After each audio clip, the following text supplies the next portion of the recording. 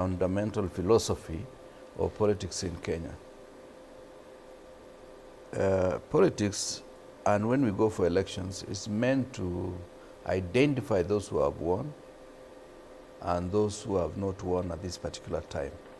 Practically in every constituency, there are two people or more who run, and when one wins, regardless of the margin, he becomes a member of parliament for that constituency for the remaining period of 5 years.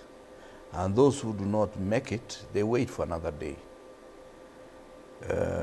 But what we've done since 1992, because I remember I was a member of parliament then, and when Raila came in, it never lasted 5 years in a truly opposition benches.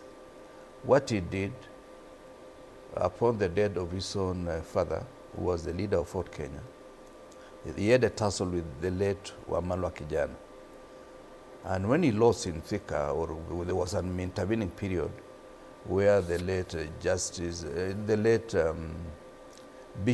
Archbishop Manasseh Kuria was still looking for a way of trying to reconcile the two factions. He himself went to NDP, and there was a by-election where KANU presented a candidate. But that candidate of KANU in the midstream was frustrated by the system itself because they wanted Raila to win.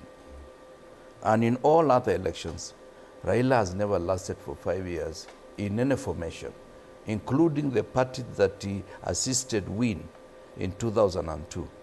By 2005, he had left us, and he went orange, the orange that he still carries up to today.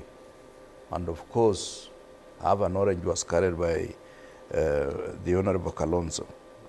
And in all other subsequent elections, there is no election that he has stayed for 5 years, except 2013, 2017, when he stayed the full hog in the opposition to have a go at the presidency again.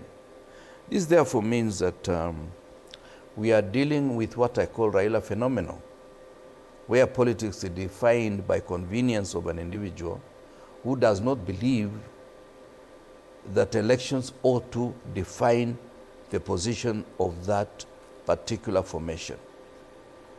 And therefore, the watermelon name they had given to the Honorable Kalonzo has now come true of Raila himself. He's a watermelon, and Kenyans have been very kind to him, to be forgiving him for all these mistakes he makes. And even that paper that they signed the document, they were just regurgitating the information that is already in the public domain. And some of them are not practical to be achieved between now and the next election. For example, to change some of the fundamentals of the Constitution will mean you have to go for a referendum.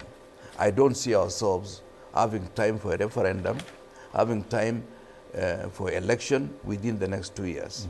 Either you go for referendum and you forget elections for some time, but because that is defined by the Constitution, we'll have to go for elections, and some of the issues will be resolved beyond the next election. And the next election will produce different results. It may produce the same individuals being in one government, or different individuals being in government. And therefore, this is just a political gimmick. Okay. Let us not call it anything else. They are just planning to run together.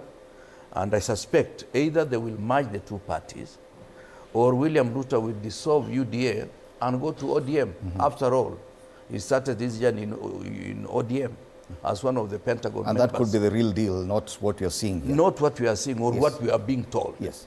The real deal is they want to still salvage themselves politically by telling Kenyans we still have hope in this country, when they don't have hope in the country. But Amakali Mulu, do you agree that probably looking at this MOU, it looks like a very rushed document, not much thought put to it, that the real deal is something else, not the 10 points that we're seeing? Because if you look at the 10 points, point number 5,